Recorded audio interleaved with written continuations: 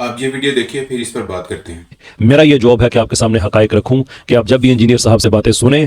Be careful, اس لیے کہ جتنا مارجن ان کو دیا جا سکتا تھا وہ دیا جا چکا ہے۔ اگر یہ بھی سیکولرزم کو پروموٹ کرنے اور اسلام کی کو ریفارم کرنے والا نظریہ رکھتے ہیں، جو کہ بظاہر ایسا ہی لگ رہا ہے کہ یہ رکھتے ہیں، تو پھر ان کی باتیں سننا، ان پہ عمل کرنا، یہ اپنے ایمان پہ لٹرلی کینچی رکھنے والی بات ہوگی۔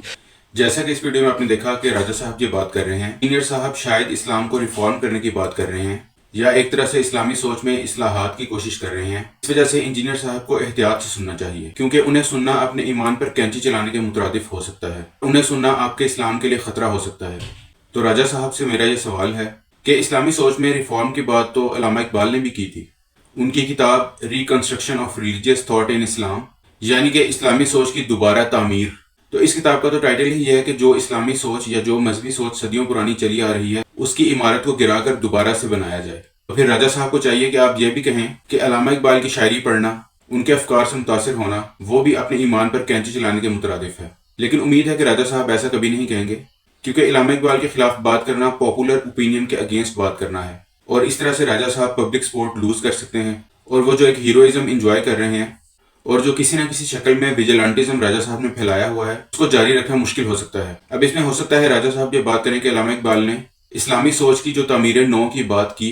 اس کا یہ مطلب نہیں تھا کہ اسلام کے اصولوں کو بدلا جائے، بلکہ اس کا یہ مطلب تھا کہ جو فقہی معاملات ہیں یا اجتہادی معاملات ہیں ان کو دوبارہ سے دیکھا جائے۔ تو اگر آپ علامہ اقبال کے بارے میں یہ بات کریں گے تو راجہ صاحب سے گزارش ہے کہ آپ دل پر ہاتھ رکھ کر بتائیں کہ کیا انجینئر صاحب یا غامدی صاحب یا اس جیسے جو اور ماڈرن اسکالر جنہیں آپ اسلام کے دائرے سے باہر کرنے پر تقریباً تلے ہوئے ہیں،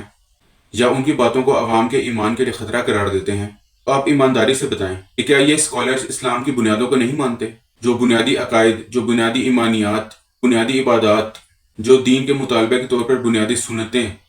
جو ساری دین کی بنیاد ہے، کیا یہ لوگ اسے نہیں مانتے؟ تو اس کا جواب یہ ہے کہ یہ لوگ ان ساری چیزوں کو مانتے ہیں، اور جیسا وہ چلی آ رہی ہیں ویسا ہی مانتے ہیں۔ یہ لوگ بھی صرف فقہی اور اجتہادی معاملات کو ہی دوبارہ دیکھنے کے قائل ہیں، اور جیسا کہ راجہ صاحب کو پتہ ہی ہوگا کہ فقہی اور اجتہادی معاملات وہی ہوتے ہیں